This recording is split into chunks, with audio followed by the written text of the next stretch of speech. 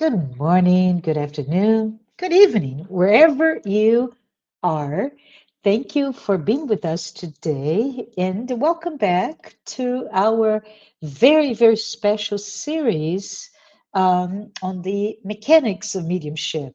This is part of our program, Seeds of Knowledge of the Solitude Center for Spiritual Living. I'm so ecstatic here to be here with Luiz Lima, who is conducting this study in several parts. And as I speak to that, Luiz, we understand for those just to get centered on where we are today over the past few episodes, we've been talking about this very fascinating world of mediumship, right?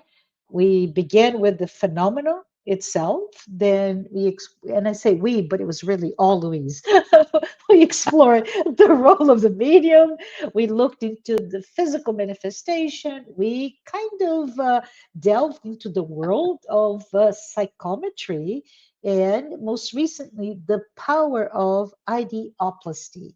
So lots of good information. If you have not listened to Luis before, go back, right? That you'll be able to get to those five previous topics. But today, well, today we take yet another step into what I consider one of the most hopeful and actually inspiring aspect of mediumship, which is healing mediumship. And Luis, and all of you who are here, if you think about it, right, throughout history, people of all geographic locations, all creeds,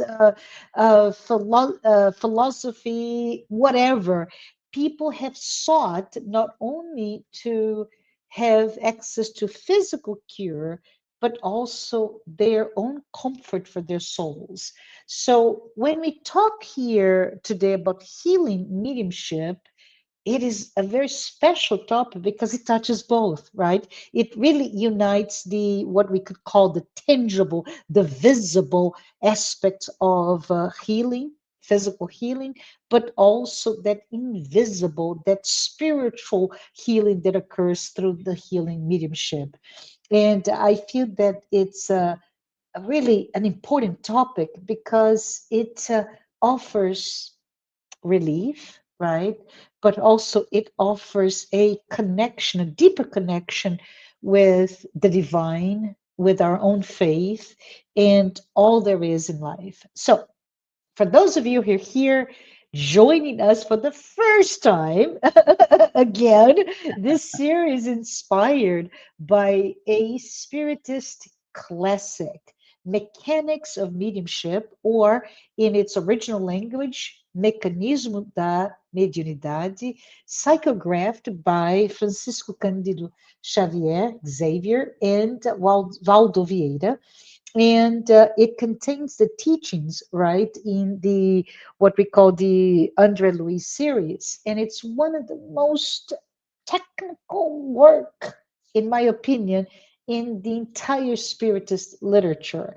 And while it blends a lot of spiritual insights with references to what physics, biology, even electromagnetic theory, but don't worry, because I am sure Louise is not get us lost into technicalities, right, of those fields. We are here to learn from him because he will explore how those ideas come alive in our daily lives and also very important in our spiritual journey.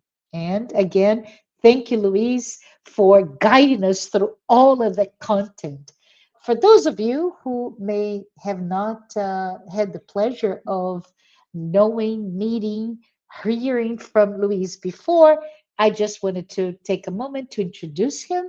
He was born in Rio de Janeiro, in Brazil. He moved to the US several decades ago, where he first came into contact with Spiritism. And since then, Luis has dedicated himself to lecturing in Portuguese, his native tongue, my native language as well, in English. And in doing so, he has shared Spiritist teachings across the US and Europe. And interesting enough, he now is in Portugal. Yes, you read right. He is spending his life halfway in the Americas, halfway in Europe, in Portugal specifically. He has a degree in engineering, which makes him, much better at explaining those concepts than me, for example. And he has had a career in computer networks.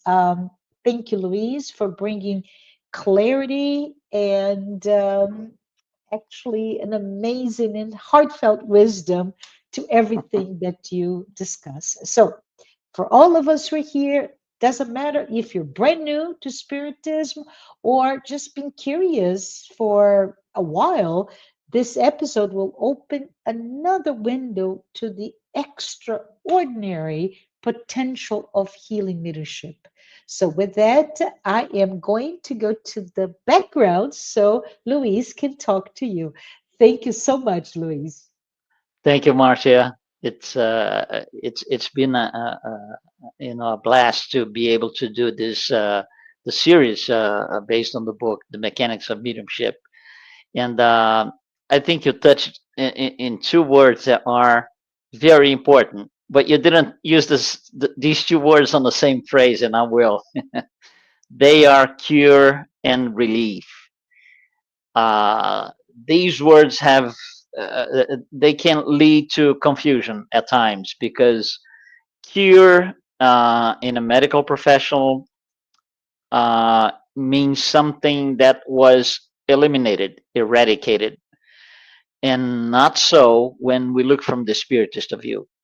The spiritist view, cure is something that the soul no longer generates. And as we know, and we're going to touch on this again, all illnesses and diseases come from the soul.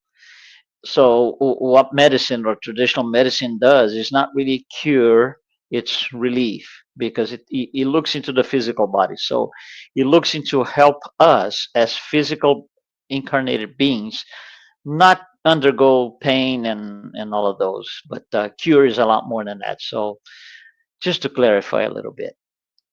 Well, today we are going to address on this program number 6, as Marcia said, healing mediumship, which could be something very long. We can spend days talking about it, but we're going to concentrate on what the book says.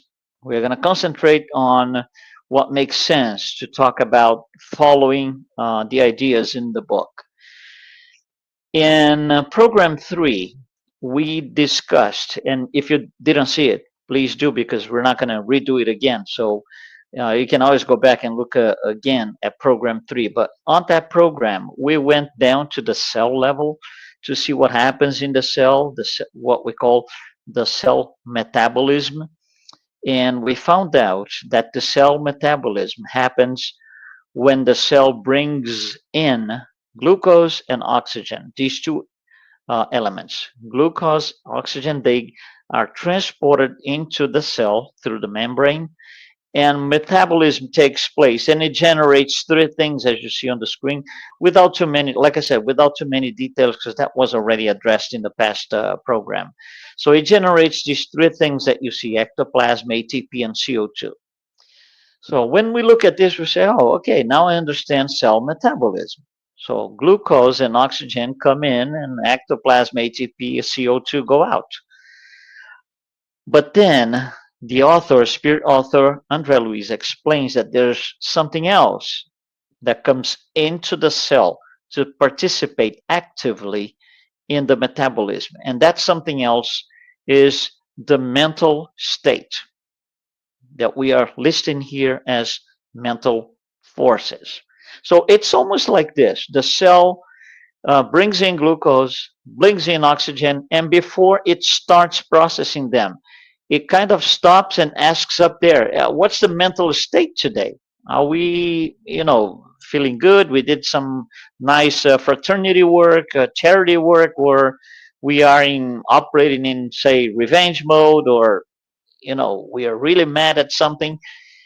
That is our mental state. The mental state is one of the things that will influence on the results of metabolism. So the mental state will produce, will help the cell metabolism produce energy compatible with it. So if the mental state is, I'm feeling great, I did some good, nice fraternity work, the cells are going to produce nice, good energy compatible with fraternity. Same for everything else, including the bad things. So the energy generated by each cell can be good or not, can be positive or negative, depending on what? Not on the glucose, not on the oxygen, but on the mental state, which I'm listing here as mental forces because that's the name spirit author André Luiz uses in the book. So this is one cell. We are a set of 70 trillion cells. So as we go along, as we go through our daily lives, this is what happens all the time.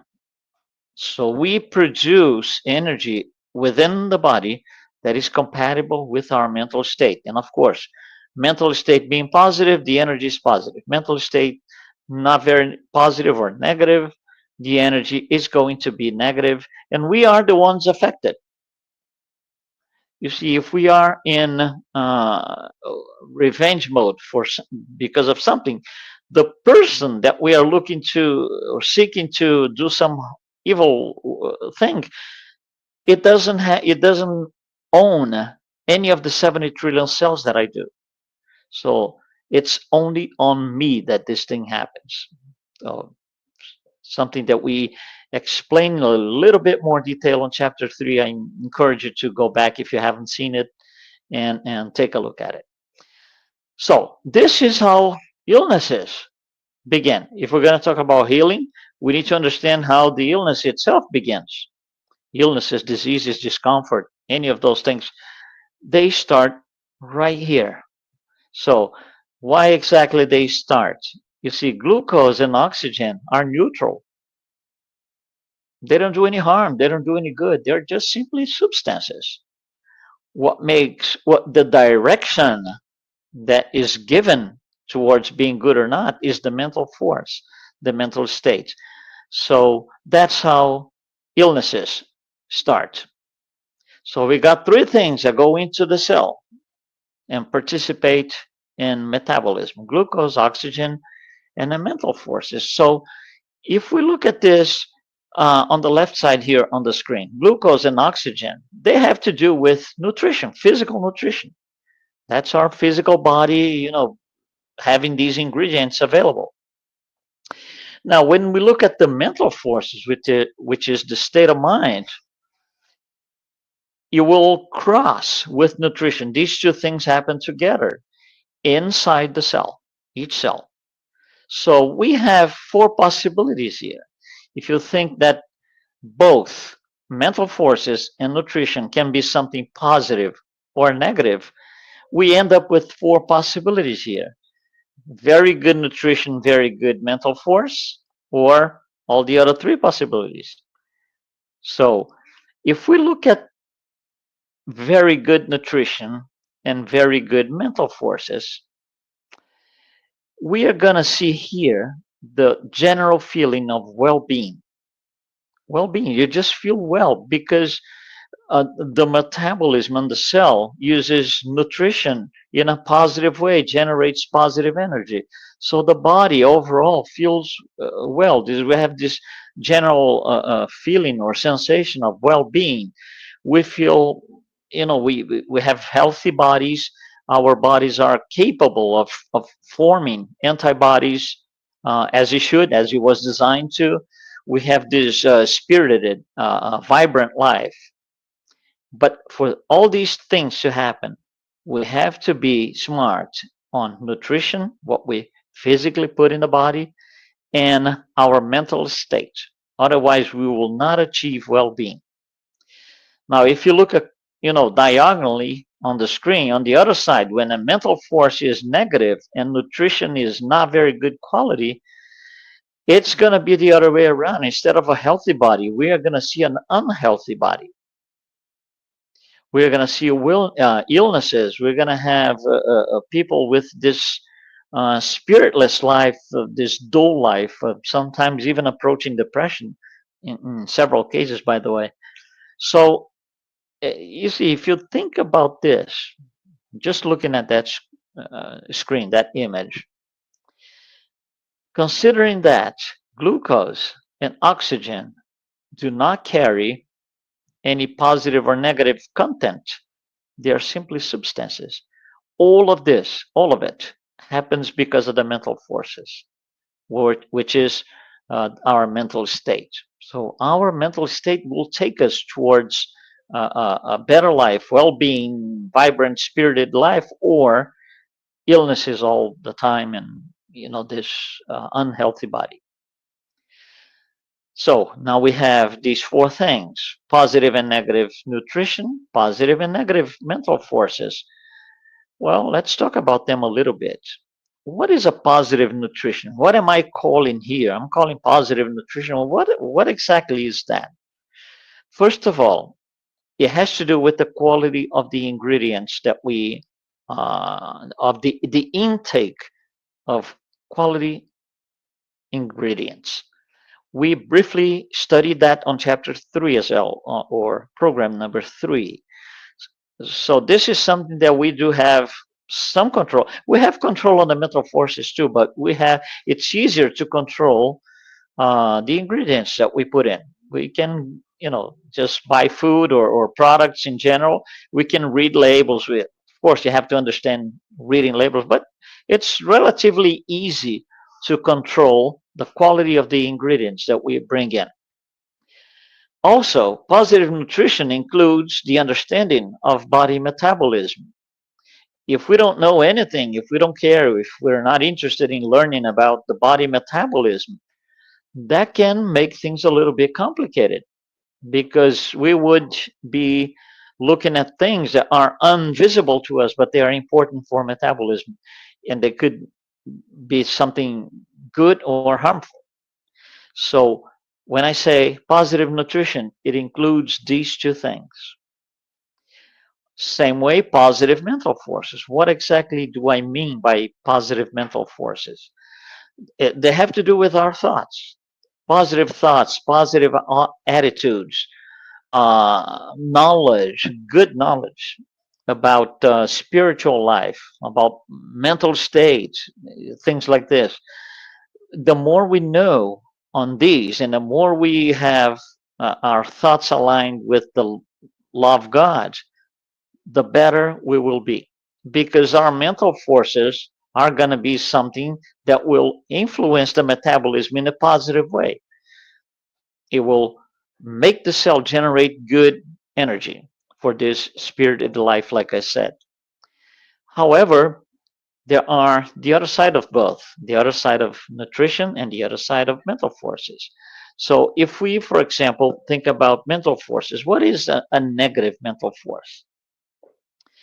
Is a negative state of mind, meaning bad thoughts, negative attitudes, disregard for spiritual life, living a plain, flat, material life with no concern whatsoever for spiritual life, just looking for this materialistic paradigm, living through it, not considering anything else.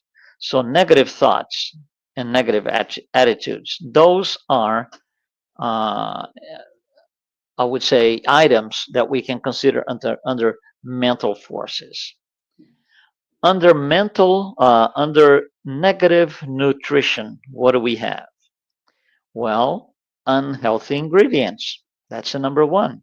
So drugs and anything along those, you know, uh, products of not very good quality, and of course, it's exactly the opposite from quality ingredients in nutrition. Also, here we can include the disregard for the body metabolism. Oh, I don't care. I'm just going to have this. I'm just going to eat this. I'm just going to drink this. You see, these things, they will have an impact, all of them. Everything we put into the body will impact cell metabolism or metabolism as a general thing. So diseases start here.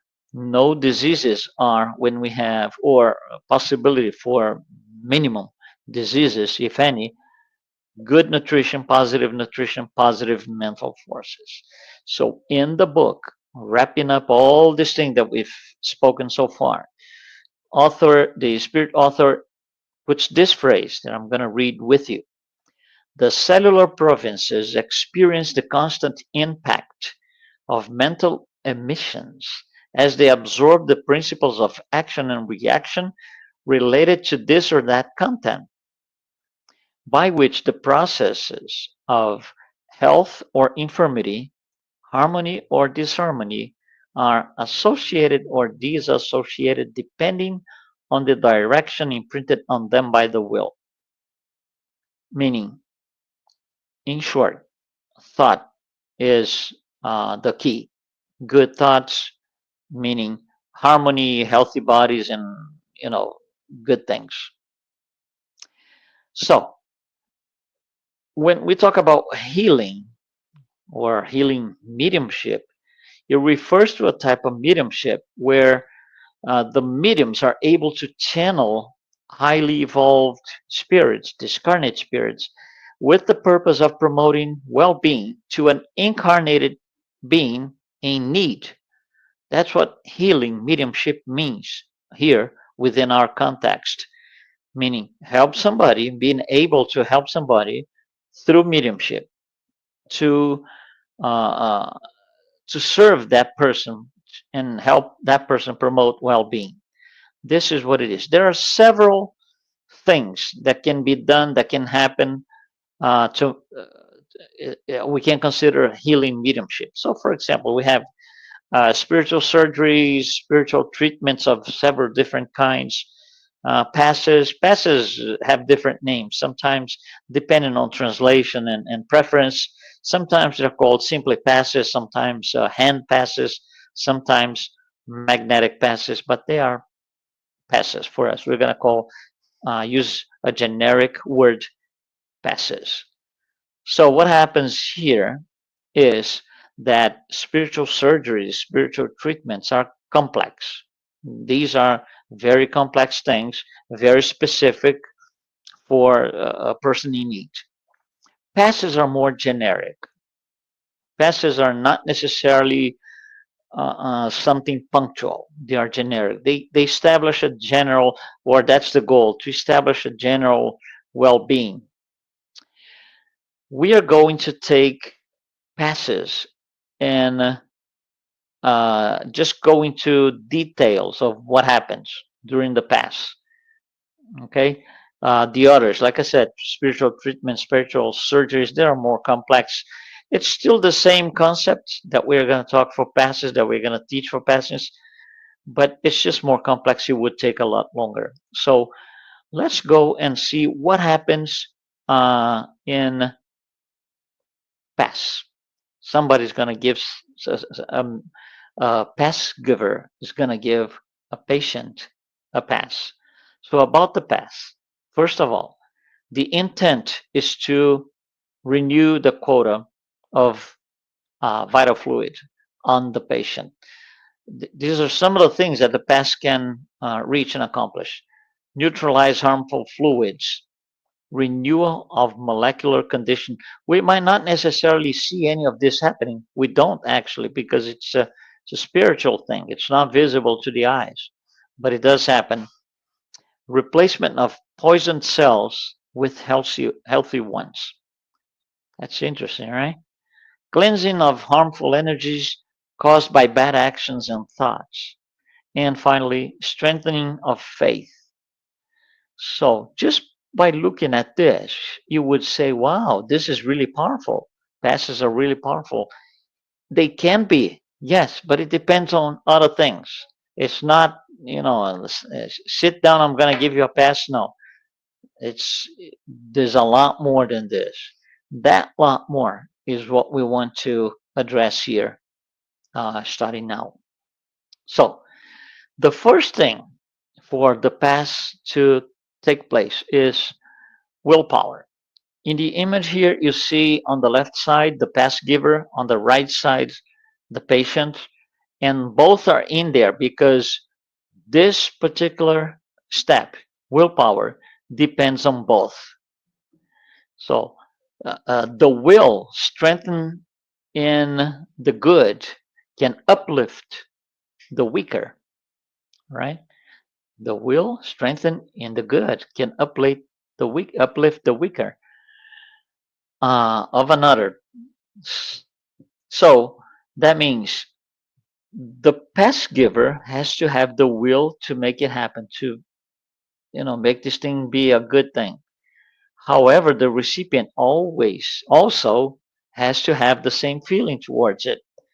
You see, if you go to the spiritual center, for example, to have a pass, and your idea is, I'm gonna go to the spiritual center to prove that the pass doesn't do anything, nothing's gonna happen because your energy is not in favor of the process. So you're killing the process. So willpower is something that depends on both patient and pass giver. Both of them have to be in it. So the next thing that happens is the affinity between the pass giver and the spirits that are going to help the pass in the pass. This usually this is done in a chamber, in a pass chamber, not necessarily, but sometimes or most of the times I would say it is. And so the medium, the pass giver, is concentrated, and you will use that concentration to connect with his or her spiritual mentors and guides, right? So this process affinity, right? This one does not really include the recipient. This is between the past giver and the mentors, okay? Those who are organizing the pass. So once this affinity is in place, we go to the next level, which is a prayer. A prayer is when the past giver says a prayer or concentrates to that level towards the mentors.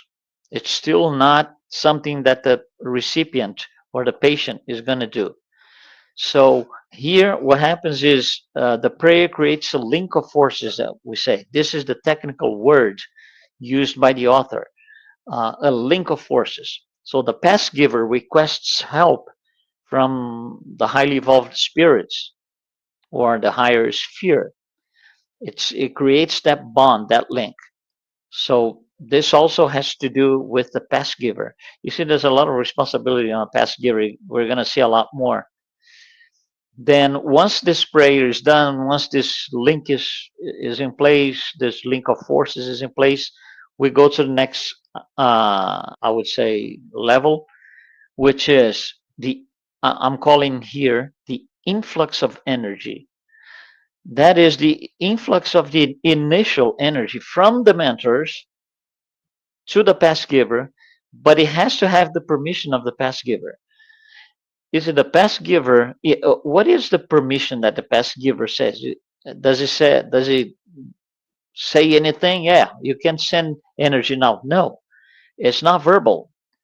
It is concentration and sustaining the link of forces. If the past giver gets distracted for any reason, this part can kill the process. So this is the initial influx. This is going to be sustained later, but that's the initial uh, trade of energy between both the spirits in the higher realms and the past giver. So the next thing is what we call the irradiation, where the initial energy now becomes a continuous flux of fluids, right? So it's a continued fluidic transmission. Of course, with the help of the past giver has to be concentrated to take it all in per se. And this uses the past giver's ectoplasm, which we detailed in program number 3. So the next thing that happens is once the flux start, once the fluids start coming in, is the absorption of the fluidic energy and blending with the past giver's ectoplasm. You see, right now, it looks like where's the patient? Where's the recipient? We're not there yet. This is still in between the past giver and the mentors. So the mentors are uh, making all of this happening through the past giver. So all of this is happening right now towards the past giver. So the past giver is there.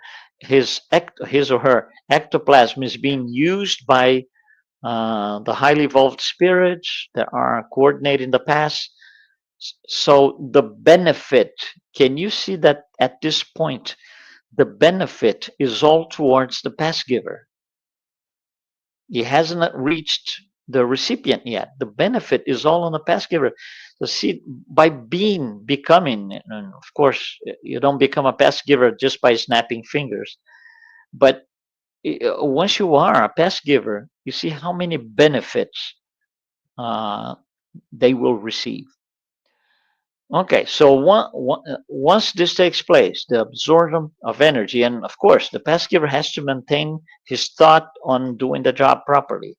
That's part of his or her responsibility. So the next thing that happens is the fluidic transmission now from the past giver, and it's going to start going towards the recipient or the patient. So the past giver and the mentors now are managing together the fluids and the past giver's ectoplasm, which absorb those fluids. And now all of this is going to be managed and sent towards the patient. So you see, until this point, the patient or the recipient was kind of uh, unimportant, if you will. That puts a lot of that's just for you to understand how responsible the past giver has to be. Okay, so the fluidic transmission is going to start now towards the recipient or the patient. These forces that are called radiant forces. That's how in the spirit world this is mentioned. This managed fluidic ectoplasm and spiritual fluids, radiant forces. They are received by the patient in his or her coronary vital center. Vital centers or force centers are also called chakras, and the coronary is right here on the top of the head. Okay, that's where all of this is received by the patient. So now the patient is in there, and remember, from all these boxes that we are showing here, box number 1 is the willpower. So the recipient, the patient, he has the will to go through it and make it beneficial for him or herself, and they are expecting this to happen, and it will happen through the coronary vital center. Once this is received by the patient, the assimilation of all these fluids will go through all the other vital centers.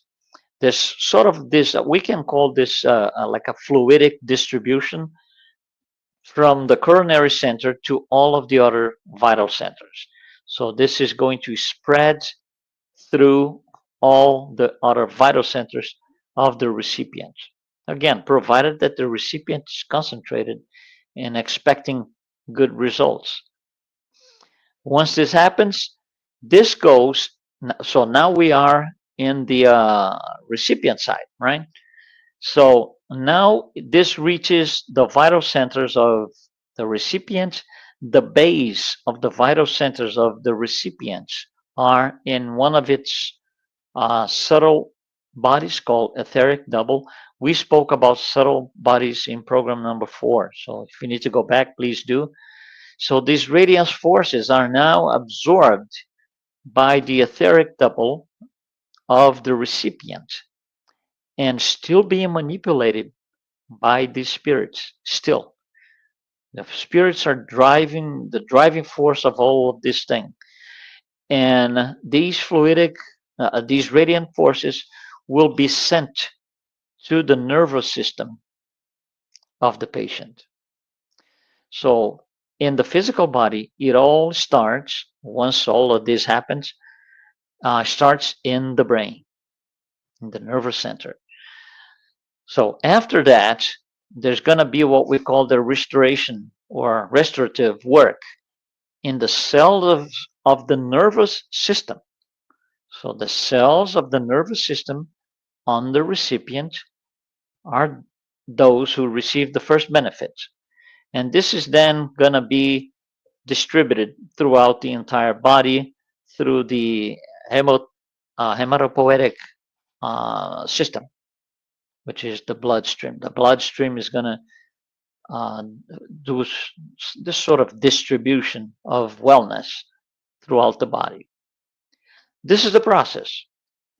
So we look into this process and we start picking up things that are not necessarily visible or considered when we are at a spiritual center receiving passes. And the first question is, the recipient has to have as much willpower as the pass giver. We can't just sit there and say, yeah, let the pass giver do the job, and I'll just be sitting here thinking of something else. Nothing is going to happen if that's the approach taken by the recipient, the patient. Nothing is going to happen.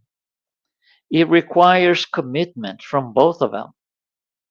You see, the spirits, the discarnate spirits, the mentors, the guides, they are already committed.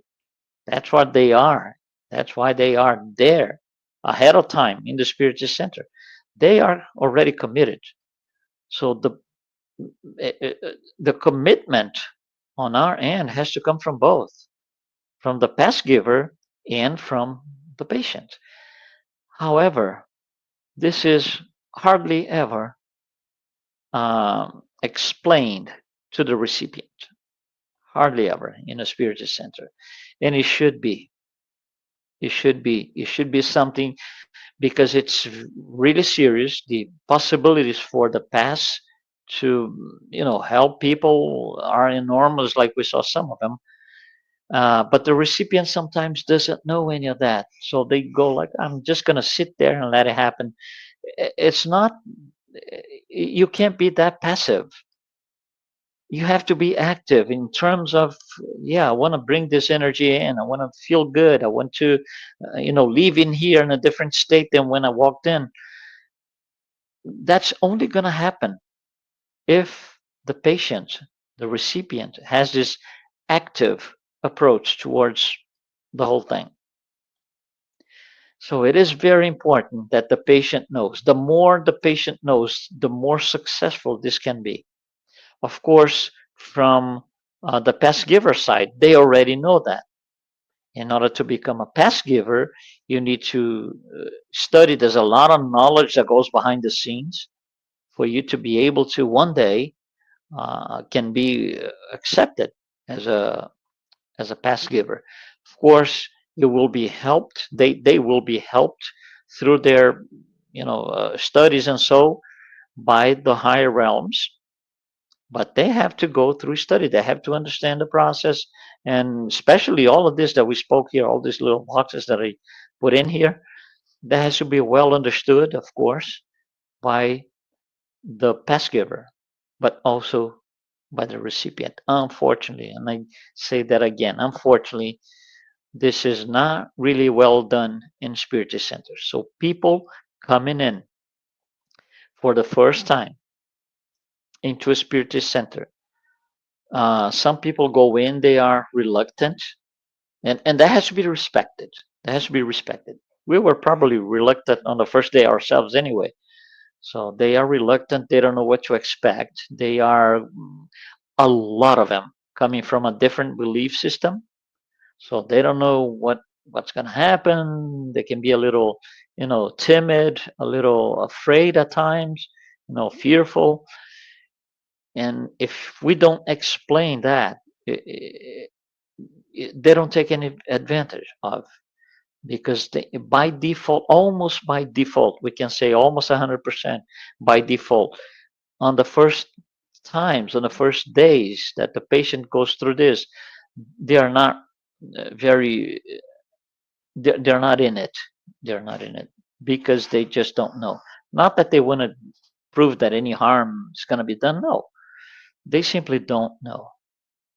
And again, I think we should probably explain this better for especially those coming in the first day, the first days in a spiritist center. So we spoke about the process itself in a more physical way, more than a conceptual way. We were trying to, because the book it explains the physics of mediumship throughout its course, and healing is not different. What we said here about passes is a lot more that what it is in the book. And the reason why we decided to expand this is, of course, first is because it's knowledge for all of us, so it doesn't hurt. And second is the same spirit author has published 13 books, and in one of the other books, there's a full chapter about passes that plug in with this chapter, healing mediumship, in this book. That's the reason why we brought both together. And like I said, it's knowledge anyway, it doesn't hurt. So, a few things that we want to um, talk about here. So, we have three things, right? We have spirits helping the process, we have a pass giver, and we have a patient. Let's talk about the patient and the pass giver a little bit individually, now that we know what happens and what the process is like. So, about the patient, what can we say? What can we say about the patient? First of all, the expectations of the patient. If the patient is somebody that goes in a regular basis, it's a studies is spiritism, somebody that's been in it for a few years, maybe decades, they have a different expectation than those who come in on the first day. A lot of people coming into the Spiritist Center for a pass, specifically for a pass. On the first day, they are brought in by friends, by family members that see the person is suffering, needs help, and anything they can do is good. It's positive. So at times they will say, "Well, why don't you come with us to the Spiritist Center tonight, for example, and you take a pass?" So the patient it might not even be familiar with spiritism, and it doesn't have to be. It just has to understand its participation in the process. Don't just go there, with your fingers or your arms and cross your arms and wait for things to happen. No, you know, let's tell the patient, be in prayer, be, this enlightened mode. Doesn't matter how bad things are. Think of good things. This all will help. Another thing that we need to say about the patient is they have to have the desire to receive the pass. So the expectation might not be very good, but the desire can be there. Oh yeah, you're telling me that the pass is going to help somehow, even if it's a little bit. Oh yeah, so I want this thing. That's desire. When you get to the spiritual center, you can have different expectations, but you still have the desire. So that needs to be told to the past receiver, to the patient. Desire to be in there and get something positive. Another thing that we need to explain to the patient, or we have to consider here as we go along in our studies, is to avoid outsourcing the responsibility to the past giver. It's like, I'm the patient. I go to the spiritual center. It's time for to go in for the passes. And I sit down and I just wait and I start thinking about the movie that I want to see and about other things and the problems and what's going to happen next day and this and that. And it's like, well, the pass giver will do everything for me. He'll do the job. You cannot outsource your participation or the patient's participation. Hopefully, I was able to show this to you. It's not a passive participation. The patient has a very active role in the pass. So we need to explain that to the patient. And finally, I put here under what we can tell about the patient.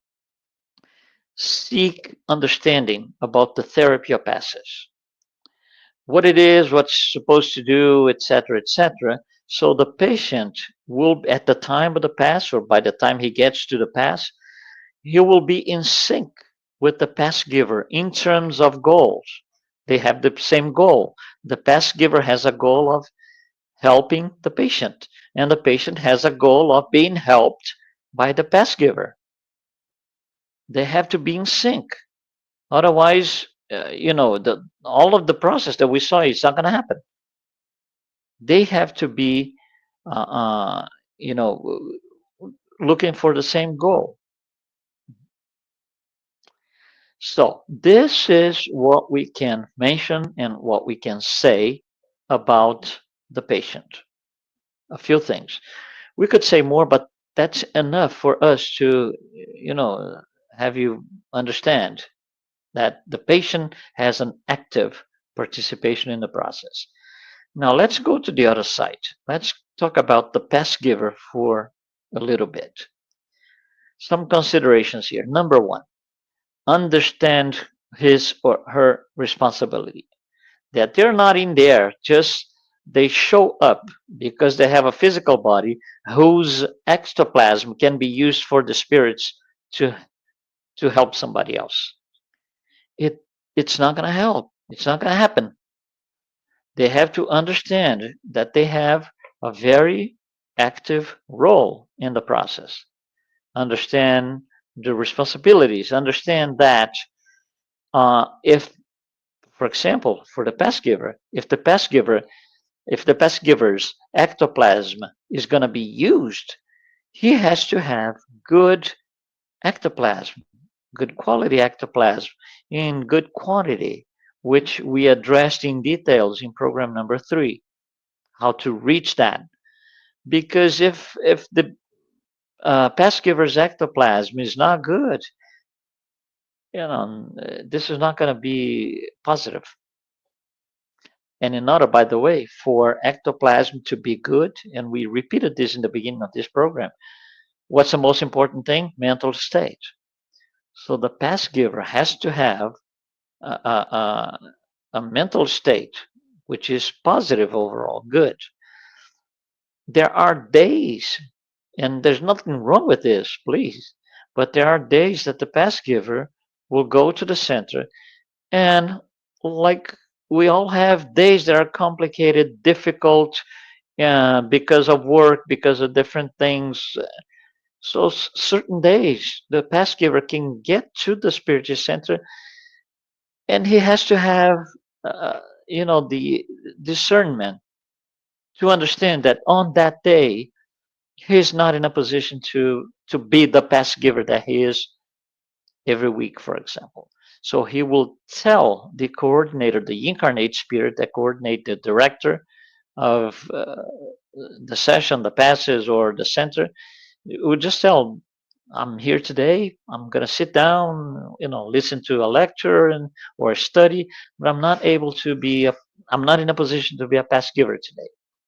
There's absolutely nothing wrong with that, because if a pass giver is on a bad day, difficult, his thought is completely something else for some reason, and he tries to participate in the session, he's going to uh, force the spirit, the mentors and the guides to isolate him or her fluidically.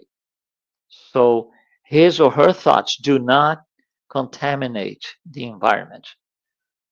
And if you are isolated fluidically, you're not participating anymore. So you're just creating difficulties. So on that day, we can go in and tell the director, supervisor, say, I'm not going to be a pass giver today. Actually, I need to receive passes myself. And there's nothing wrong with that. So discernment and understanding the responsibilities is very, very important. Another one that we briefly mentioned, the mental state of the pass giver. It has to be good, it has to be positive, it has to be clean. We cannot just walk into, as pass givers, we cannot just walk into a spiritual center fuming for whatever reason and let's just get started. Come on, let's just get started. That's not going to work. It's all wrong. So the mental state or the mental forces related to the pass giver have to be on the positive side, like we showed in the beginning. Another thing about the pass giver, physical condition. You see, the physical condition is important because the pass giver is going to release ectoplasm. His or her ectoplasm is going to be collected by the spirits coordinating the work and will be fluidically transferred to the patient, to the recipient. So it's like if you don't have enough energy on a certain day, how come I'm going to take your energy even more? You're going to feel really weak and fragile on that day. So the pass giver has to be on a overall good physical condition. We don't mean to be a professional athlete. It's not that. It's just as sometimes we go into the center as pass givers and we are not feeling, we are feeling weak. There was a difficult day. You know, there's nothing wrong about saying not today, not doing this today. Let's give the opportunity to another pass giver. So the physical condition is not something also punctual. It's something across time. For example, patients, or not patients, pass givers who have chronic diseases, they have to be, uh, it's not that they cannot be a pass giver, that's not it, but they have to be really on top of things because they have a condition, they have to watch it so it doesn't get any worse for them. So the physical condition, and that includes nutrition, as we saw on the other program, that includes good nutrition to generate good ectoplasm. So that comes to the next item here, the quality and the quantity of ectoplasm. The spirits in the chamber, or the spirits helping the pass, are going to collect the pass giver's ectoplasm. If it's good quantity, they have a lot to work with. But if it's not good quality, they can't do anything with it. So what is desired here is for the pass giver to have, or to produce, generate nice quality ectoplasm in good quantity. A lot of the things that we see on a spiritual center, a lot of the passes we don't see because it's happening behind the scenes. The pass giver that we are talking about here is a physical incarnated person that plays the role of a pass giver donating ectoplasm. However, if we are, for example, sitting on an auditorium listening to a lecture, just listening to a lecture, well, what happens during that lecture? So let's say a 1 hour lecture, spiritist lecture. So we have, just make it easy, 100 people sitting in there. Everybody's, of course, or should be concentrated, thinking of good things, thanking for being there, plus the message itself that's being conveyed by the lecturer, the speaker. All of this helps to put all of us, all those 100 people, in a good state of mind, even if it's temporarily. But you should put everybody on a good state of mind. During that time, the spirits that are helping the process, the higher realm spirits, will collect all the possible ectoplasm that they can from each person and make, like, using a modern word, a pot, like a pot, just add all the ectoplasms collected from each person, just add to a pot. So now I have this big pot of ectoplasm that they can use to heal people who need before even the pass, just by being present in a spiritist lecture. This work is coordinated by the spirits. That's what they do. They will address collection of ectoplasm and redistribution of ectoplasm with fluidic therapy towards those who are in need. One interesting thing that I usually say is there are days that we go to a spiritist center, any of us, you don't have to be a pass giver. So you go to a spiritist center and you're feeling really not motivated because you had a difficult day, you're tired physically, whatever reason. So you're struggling. Should I go? Should I not go? I'm not really in the mood. Should I? Oh my God, I should go. Yeah, but I'm not feeling well. You pass that struggle and you finally decide to go to the spiritual center. So when you get there, you're not at your greatest. It was a struggle just to make it in to the spiritual center.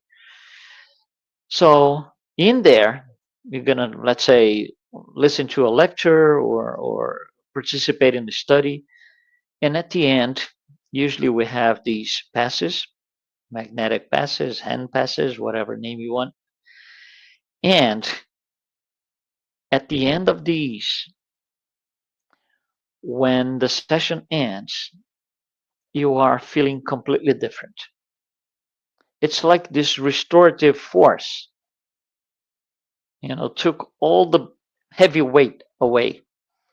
So you woke in a certain feeling, a certain physical condition, and you walk out feeling a completely different physical condition.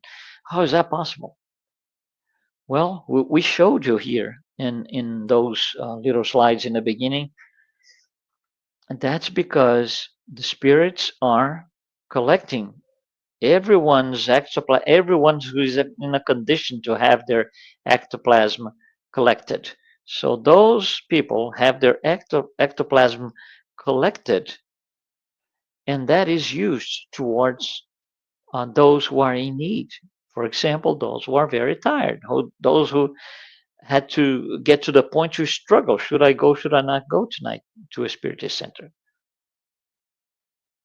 So the quality and the quantity of the ectoplasm for the past giver is really important. And how do we achieve that? We showed in the beginning. Nutrition versus mental forces. Nutrition versus mental states. They are both important. And a lot of times in a spiritual center, we pay, as past givers, as volunteers in the center, we pay a lot of attention to the mental state because it's talked about all the time. But sometimes we don't pay attention to the nutrition side of it. By eating and drinking things that we shouldn't, that are not necessarily good for the body. And how do we know? Because we have a friend, and that friend is science that tells us what's good, what's not. So, how do we know? Again, same thing, knowledge. We have to have knowledge about the body metabolism as past givers. So we eat right. So we have, a good condition. So we can uh, use our knowledge towards ourselves and others. So there's a tremendous responsibility here on both ends, the past giver and the recipient. What we try to show here today in this program number 6 mostly is that healing mediumship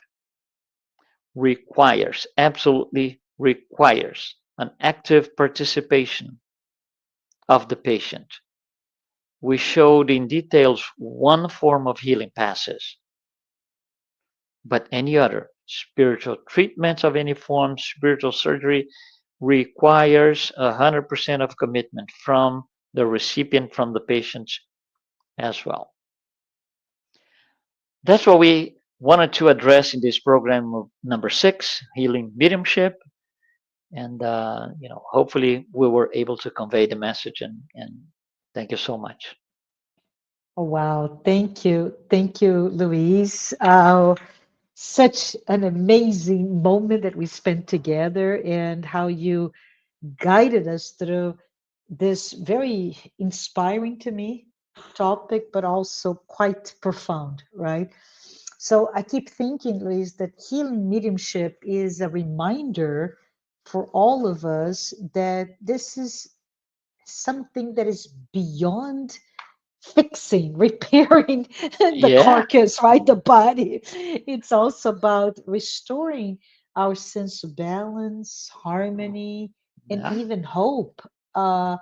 And and I think, as you said so well, it is a form of mediumship that is really not about what many people still believe, the extraordinary, the miraculous, right?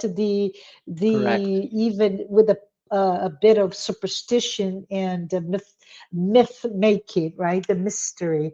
It's about compassion, and if you think about all the mechanism regarding the spiritual assistance and how it flows through, the hearts and the hands. And I bring the hands because of Yeah. your picture, right, of the Mhm.